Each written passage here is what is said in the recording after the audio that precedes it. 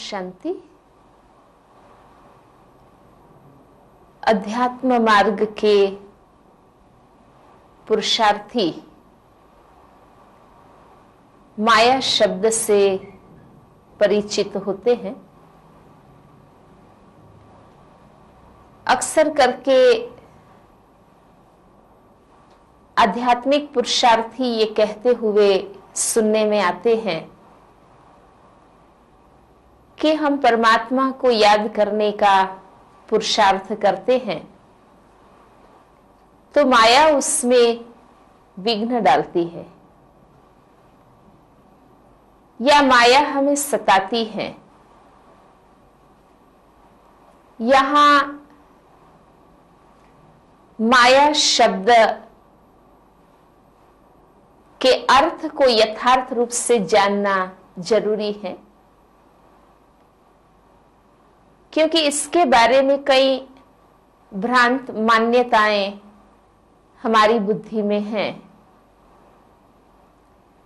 कई समझते हैं कि ये धन संपत्ति माया है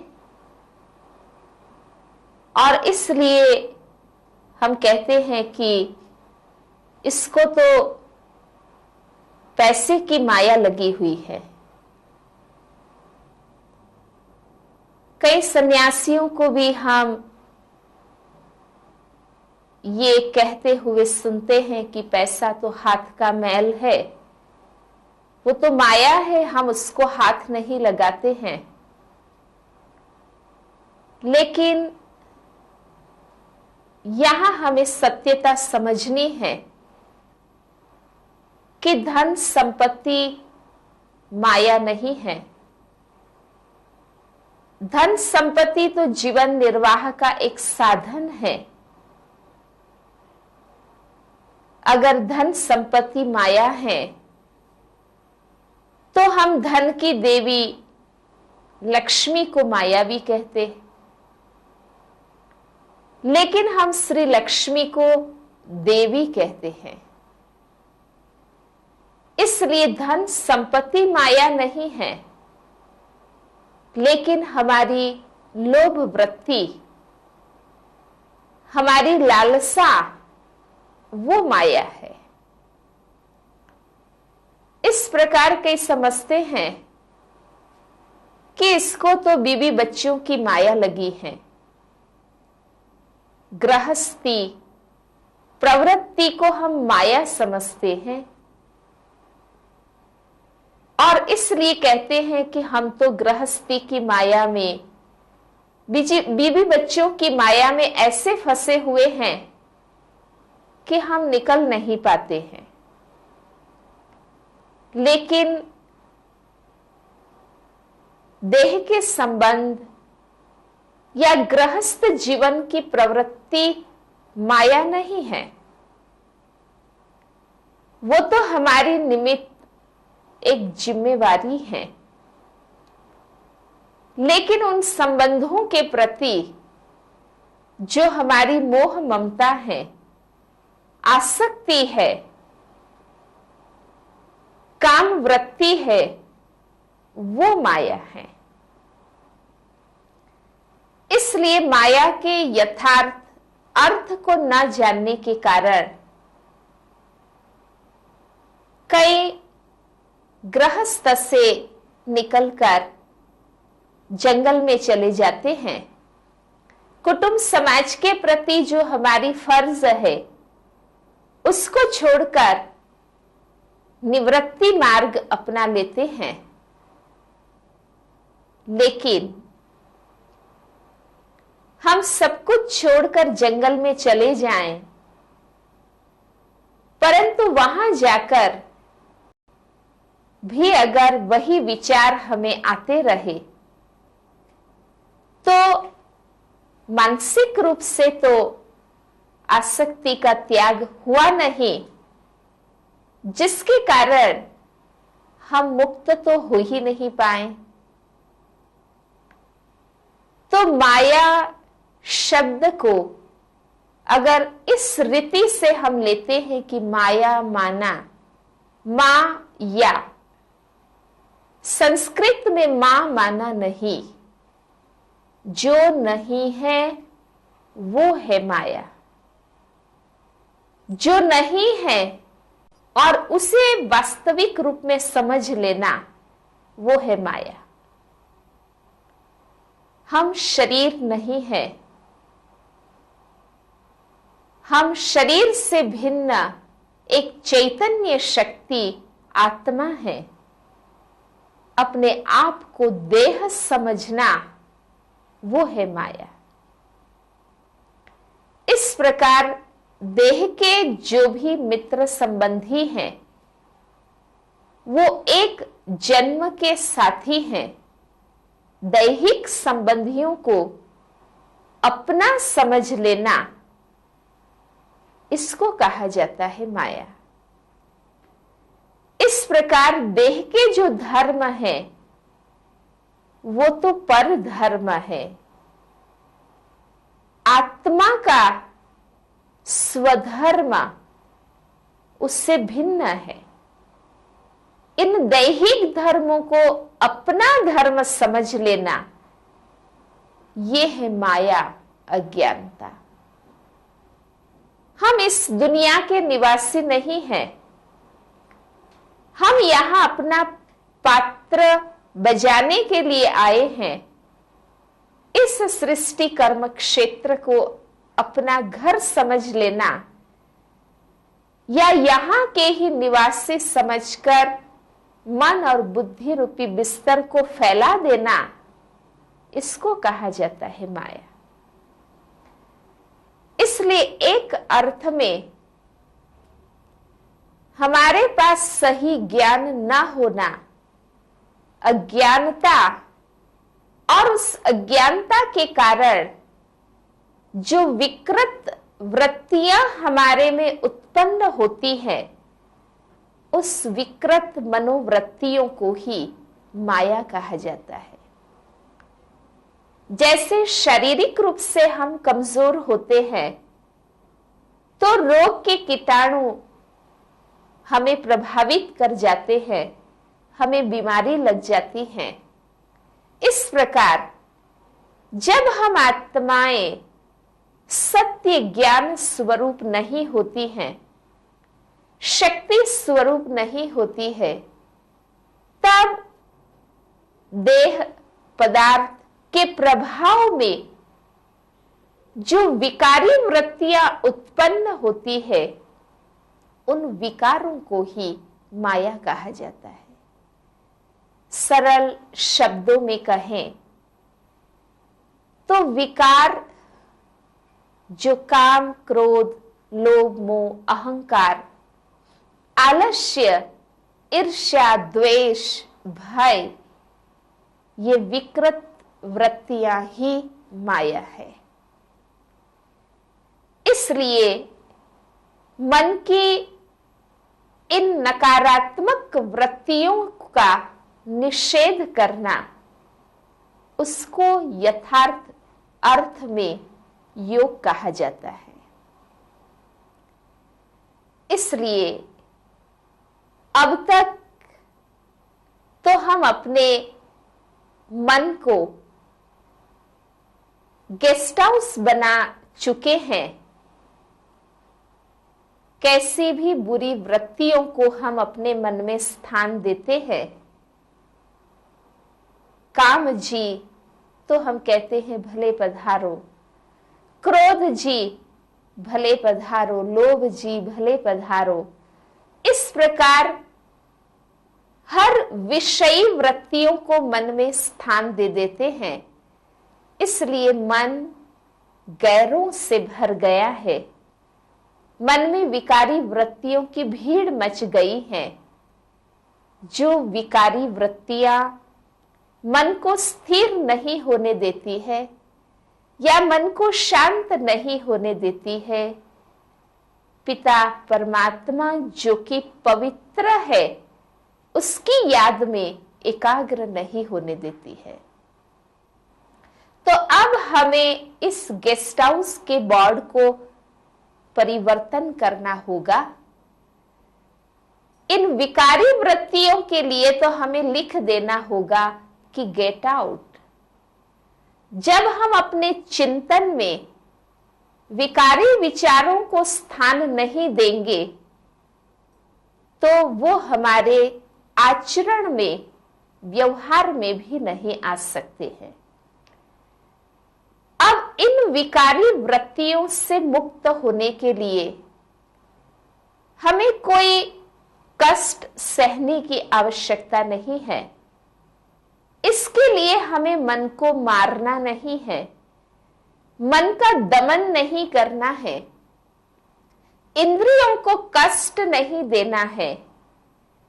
हम आंखें बंद कर देते हैं, उपवास कर लेते हैं, मौन धारण कर लेते हैं, हम इंद्रियों का दमन करते हैं कि वृत्तियां शांत हो जाए। लेकिन हमें मन को सुधारना है, मन को परमात्मा से जोड़कर मन को ही श्रेष्ठ और दिव्य बना देना है। क्योंकि कर्मेंद्रियां तो कर्म करने का एक साधन है। हमें इन कर्मेंद्रियों का दमन न करके मन और बुद्धि, जो इन कर्मेंद्रियों को कंट्रोल करने वाले हैं या इन इंद्रियों से कार्य करने वाले हैं, हमें मन और बुद्धि को परमात्मा से जोड़कर उसे इतना दिव्य और शुद्ध कर देना है कि हम इंद्रियों से श्रेष्ठ कर्म ही करते रहे। इसलिए तो देवताओं की प्रत्येक कर्मेंद्रिय की तुलना कमल पुष्प के साथ की जाती है। हस्त कमल, नयन कमल, चरण कमल, मुख कमल, माना उनकी प्रत्येक कर्मेंद्रिया कमल पुष्प समान विकारी रस से मुक्त थी। हम देवी देवताओं को हमेशा आंखें खुली रखते हुए देखते हैं। इनको हम वस्त्र, अलंकार, आभूषणों से सुसज्ज बताते हैं, रत्न जड़ित ताज से सुशोभित बताते हैं। ये किस बात का प्रतीक है? कि देवी देवताएं भौतिकता से संपन्न थे, वैभव पदार्थ से भरपूर थे, सत्ता और सौंदर्य उनके पास था। लेकिन जब उन देवी देवताओं की आंखों को हम देखते हैं, उनके मुख को हम देखते हैं या उनके समूचे व्यक्तित्व का निरीक्षण करते हैं, तो हमें अनुभव होता है कि उनकी आंखों में निर्दोषता है, उनके चेहरे पर हर्षित मुख भाव है और उनका समूचा व्यक्तित्व अंतर्मुख है। सब कुछ वैभव, सत्ता, साधन और सौंदर्य होते हुए आंतरिक पवित्रता के कारण उसके अंदर निर्विकारता देखने में आती है। इस प्रकार हमें भी इंद्रियों को कष्ट नहीं देना है, लेकिन वृत्तियों का दिव्यकरण करना है, वृत्तियों का शुद्धिकरण करना है। और वास्तव में वही आध्यात्मिक शक्ति है। हम अपनी जिम्मेवारियों को छोड़कर जंगल में चले जाएं और वहां जाकर हम कहे कि मुझे तो गुस्सा आता ही नहीं है, या मुझे तो कोई बात का आकर्षण होता ही नहीं है, तो वो शक्ति नहीं है। चूहा हो ही नहीं और बिल्ली स्थिर रहे, वो कोई स्थिरता नहीं है। जंगल में जहां विषयी वृत्तियों को उत्पन्न होने के कोई कारण नहीं है, वहां ये कहना कि मैंने क्रोध को जीत लिया है या काम को जीत लिया है, वास्तव में वो शक्ति नहीं है। लेकिन संसार में रहते हुए जहां हर क्षण कोई न कोई परिस्थिति रूपी लहरें उठती रहती है, संसार सागर में रहते हुए अलिप्त रहना, वास्तव में वो सही अर्थ में कहा जाएगा माया को जीत लेना। और इसी बात का प्रतीक हमारे शास्त्रों में यादगार चित्र के रूप में है। हम श्री विष्णु जी को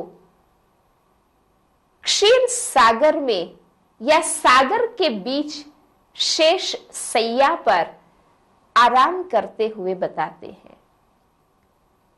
ये विवेक से समझने की बात है कि कोई स्थूल पानी के सागर के बीच कोई सर्प की शैया पर आराम करने की बात नहीं है, लेकिन सागर संसार सागर का प्रतीक है, जहां हर क्षण कोई न कोई परिस्थिति की लहरें उत्पन्न होती रहती है, जहां विषयी मनोवृत्ति का वातावरण है, वहां जो आत्म भाव में रहते हैं और मन को परमात्मा से योग युक्त करते हैं, उनके लिए यहां ही शांति है, चित्त की स्थिरता है, यहां ही उससे जीवन में आराम है।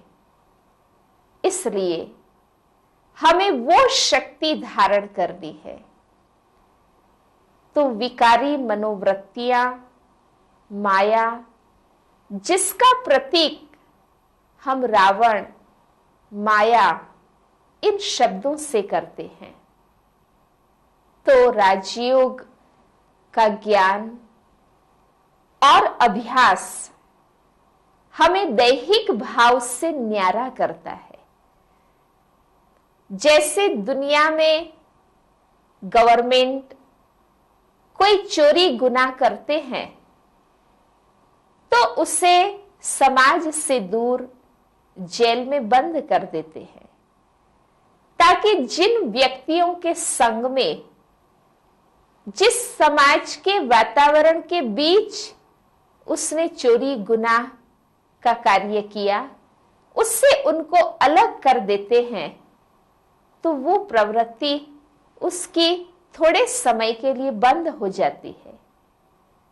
इस प्रकार माया जीत बनने का प्रथम प्रयास ये है कि जिस देह को अपना समझने के कारण, जिन दैहिक संबंधियों को मेरा मेरा कहने के कारण उस आसक्ति और लगाव में आकर हम गलत कार्य करते हैं, परम पिता परमात्मा हमें उस मायावी स्थिति से मुक्त करने के लिए हमें प्रथम देह के भान से न्यारा करते हैं, अलग करते हैं। चलते फिरते कर्म करते जब हम ये श्रेष्ठ स्मृति रखते हैं कि शरीर कर्म करने का एक साधन मात्र है, कर्म करने वाली मैं आत्मा शरीर से भिन्न हूं, उस देह से न्यारा आत्मभान की स्थिति में स्थित होने से हम मायावी प्रवृत्ति करने से अटक जाते हैं। लेकिन हमें केवल प्रवृत्ति पर रोक नहीं लगाना है, हमें तो अपनी विकारी मनोवृत्तियों को ही निर्मूल करना है। तो उसके लिए आत्मा को शक्तिशाली बनाना होगा। जैसे शरीर कमजोर होने से रोग लगते हैं, कीटाणुओं का हमारे ऊपर आक्रमण होता है, इस प्रकार आत्मा कमजोर होने के कारण विकारी वृत्तियां उत्पन्न होती है और उसके वशीभूत हम गलत कर्म करने लगते हैं। तो आवश्यकता होगी, जैसे एक बैटरी डिस्चार्ज हो जाती है तो हम उसको जनरेटर से जोड़कर रिचार्ज करते हैं। इस प्रकार परमात्मा जो सर्वशक्तिमान है, जो सर्वगुण और शक्तियों के सागर है, उस परम पिता परमात्मा से जब मन और बुद्धि की तार हम जोड़ते हैं तो हम अपने अंदर परमात्मा की दिव्य शक्तियों को ग्रहण कर सकते हैं। इस प्रकार के योग अभ्यास से हम अपने आप को शक्तिशाली बना सकते हैं, और जब हमारी शक्तिशाली आत्मा स्थिति बन जाती है तो हमारी विकारी वृत्तियां परिवर्तित हो जाती है और वो एक शक्ति का रूप धारण कर लेती है। इसलिए माया से मुक्त होने के लिए हमें संसार से दूर जंगल में जाने की आवश्यकता नहीं है, लेकिन जिस आत्मस्मृति और परमात्मा की यथार्थ याद को भूलने के कारण विकारी वृत्तियां उत्पन्न हुई है, उस आत्मस्मृति में स्थित होने की आवश्यकता है। और आत्मस्थिति में स्थित होने के लिए या परमात्मा की याद में मन एकाग्र करने के लिए हमें शरीर को कष्ट देने की आवश्यकता नहीं है, लेकिन शरीर से भिन्न अपने वास्तविक आत्म स्वरूप की स्मृति में स्थित होने की आवश्यकता है। इसलिए माया कोई व्यक्ति नहीं है, कोई शक्ति नहीं है, लेकिन हमारी कमजोरियां, हमारी अज्ञानता, हमारी विकृत मनोवृत्तियां ही माया है। इसलिए सत्य ज्ञान का प्रकाश बुद्धि में धारण करने से और परमात्मा की याद की शक्ति अपने में ग्रहण करने से स्वतः ही माया समाप्त हो जाती है। हम माया जीत बन जाते हैं और कहा जाता है कि माया जीते जगत जीत।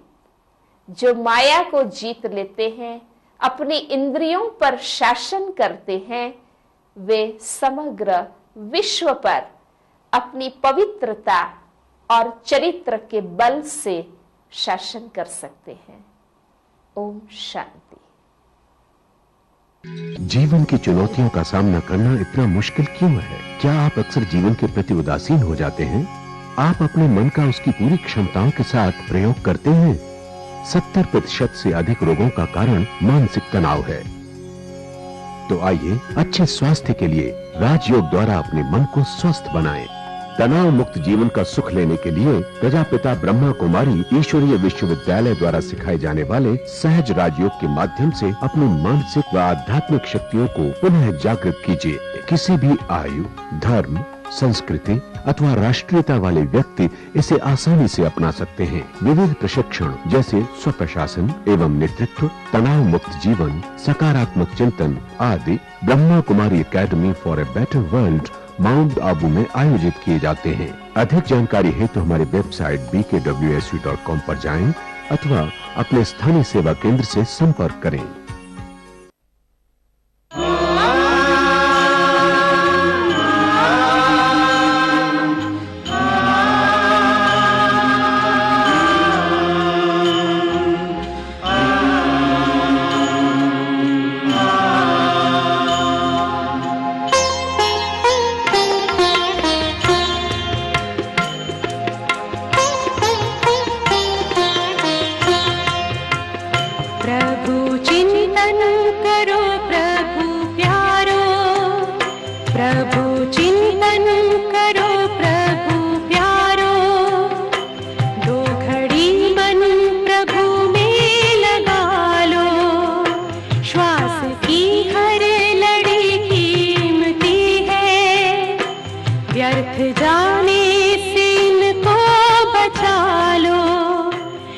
प्यास की हर लड़ी कीमती है, व्यर्थ जाने से इनको बचा लो। प्रभु चिंतन करो प्रभु प्यारो, तो घड़ी मन प्रभु में लगा लो। प्रभु चिंतन करो प्रभु प्यारो।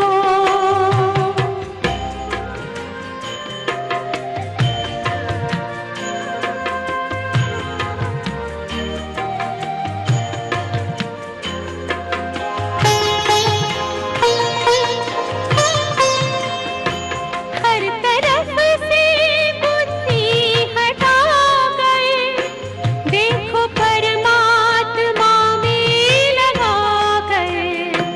मन खुशियों से भर जाएगा, आचरण में जरा देखो ला गए।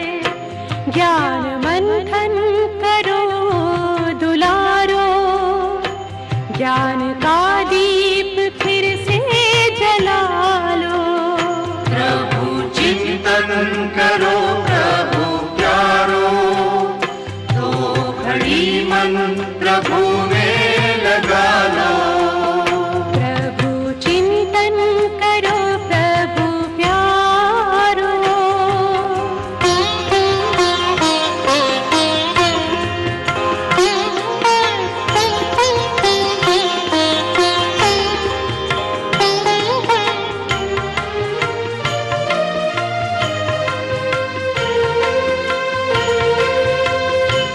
अपने अंतर की ज्योति जगा लो, प्रेम शांति की किरणें फैलाओ। ये जन्म अब सफल हो तुम्हारा, अपने जीवन को सुखमय बना लो।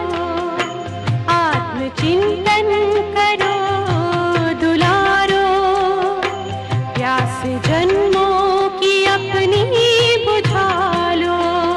प्रभु चिंतन करो प्रभु प्यारो, तो घड़ी मन प्रभु में लगा लो। प्रभु चिंतन करो प्रभु प्यारो, दो घड़ी मन प्रभु में लगा लो। व्यर्थ जाने से इनको बचा लो, व्यर्थ जाने से इनको बचा लो, व्यर्थ जाने